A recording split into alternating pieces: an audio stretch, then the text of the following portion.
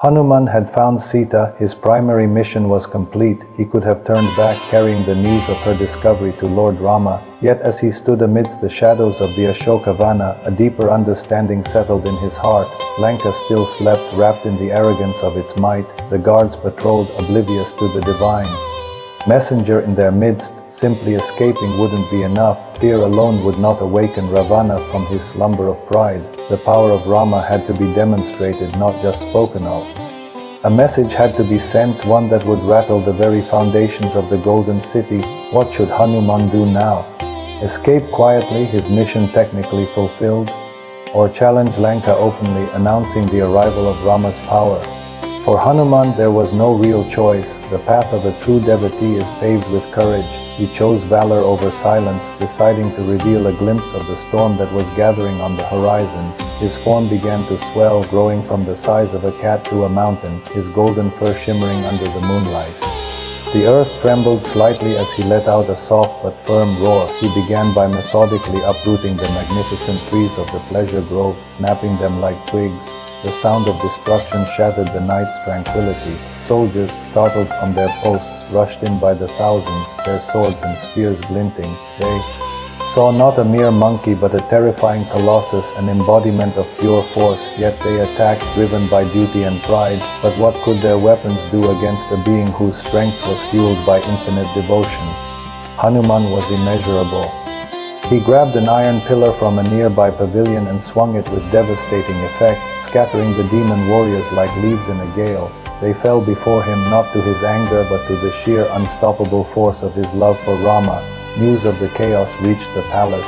Ravana, enraged, sent his finest warriors, but one by one they were vanquished. Finally he sent his beloved young son, Aksha Kumara. Aksha was no ordinary warrior. He was brave, impeccably trained in the arts of war, and confident in his celestial weapons. He flew into the grove on his golden chariot, his arrows raining down on Hanuman like a fierce storm. The prince was skilled, his attacks precise and powerful. Hanuman met each assault with patience and superior strength. He saw the youth and valor in Aksha, but he also saw the reflection of his father's adharma, his unrighteousness. With a heavy heart but firm resolve, Hanuman knew what had to be done. It was not a battle of rage but a necessary act of dharma. With restraint, not fury, he ended the young prince's life. It was a tragic but stark reminder that arrogance and an unrighteous cause can never truly protect anyone, no matter how brave they are. The fall of Aksha Kumara sent a shockwave through Lanka. Ravana was now incensed with grief and fury. He turned to his most powerful son, the conqueror of Indra himself, Indrajit, a master of illusion and celestial weaponry, stepped onto the battlefield. He knew ordinary weapons would be useless against this mighty being. He unleashed his ultimate weapon, the Brahmastra, the infallible arrow gifted by Lord Brahma. As the celestial missile flew towards him, radiating an otherworldly light, Hanuman had a choice. He could have resisted it. He possessed the power to neutralize it, but he recognized its divine origin. Bowing his head in respect, he said calmly, "I honor Brahma's boon." The Brahmastra wrapped around him in ethereal, unbreakable bonds, and he fell to the ground motionless. Why did Hanuman, the invincible, allow himself to be captured? Was he exhausted from the fight? Or was this part of a grander strategy? Indeed it was. True strength isn't just about fighting. It's about knowing when to stop, when to yield for a greater purpose. Hanuman's true goal was not to destroy Lanka single-handedly, but to gain an audience with Ravana, to stand before the king of demons and deliver Rama's message face to face. Being captured was not a defeat. It was the next step in his divine plan. The demon soldiers, overjoyed and arrogant, bound him with thick ropes, not realizing the celestial bonds of the Brahmastra had already dissolved the moment they touched him with their mundane restraints. Hanuman remained still, allowing them to drag him through the streets of Lanka towards the royal court. He was brought into the grand throne hall, a place of stunning opulence and intimidating power. At its center, upon a magnificent throne, sat the 10-headed king of Lanka, Ravana. His eyes burned with fury and pride as he glared down at the captive. "Who are you, you wretched creature?" he boomed, his voice echoing through the hall. "Who dares to enter my Lanka, slay my warriors, and destroy my garden?" Unintimidated, Hanuman stood tall, his gaze steady. "I am Hanuman," he declared, his voice clear and fearless. I am a humble servant and messenger of the great prince of Ayodhya, Lord Rama, he whose wife, the divine Sita, you have wrongfully abducted. I come with a message of peace, O king. Return Sita with the honor she deserves and seek forgiveness from Rama. If you do, you will be saved. If you refuse, you and your entire kingdom will face utter ruin. Truth stood fearless before absolute power. The court was stunned into silence. No one had ever dared to speak to the mighty Ravana with such audacity. Ravana's face is contorted in a mixture of shock and uncontrollable rage. Humiliated in his own court, he roared, "Kill him! Kill this insolent monkey!" But his wise brother Vibhishana intervened. "Brother," he cautioned, "it is against Dharma to kill a messenger, an envoy. You may punish him, but you cannot take his life." Ravana, blinded by his ego, sneered. He thought of a punishment that would be the ultimate humiliation. "A monkey's pride is in its tail," he mocked. "Wrap his tail in cloth, douse it in oil, and set it on fire. Let him return to his master as a charred and humiliated wreck."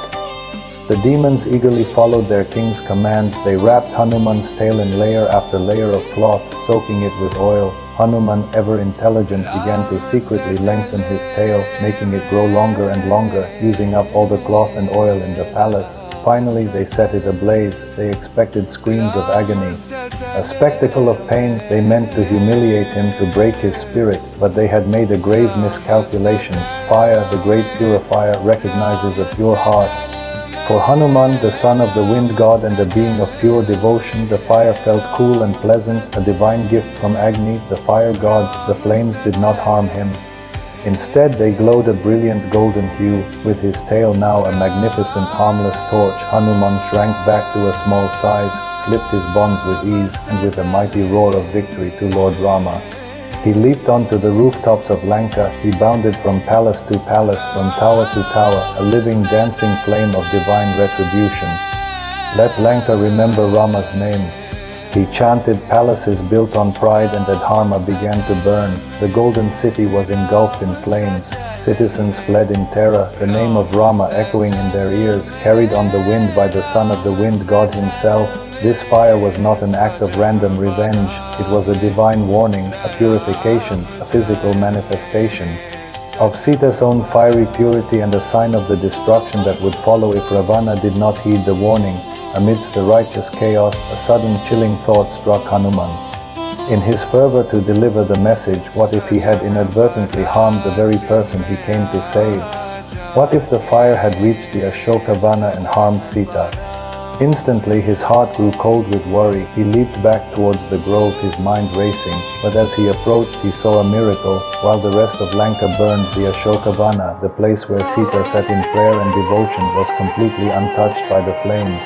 The fire had respectfully avoided the grove, as if acknowledging the divine presence within it. Hanuman breathed a sigh of relief. Devotion protects devotion.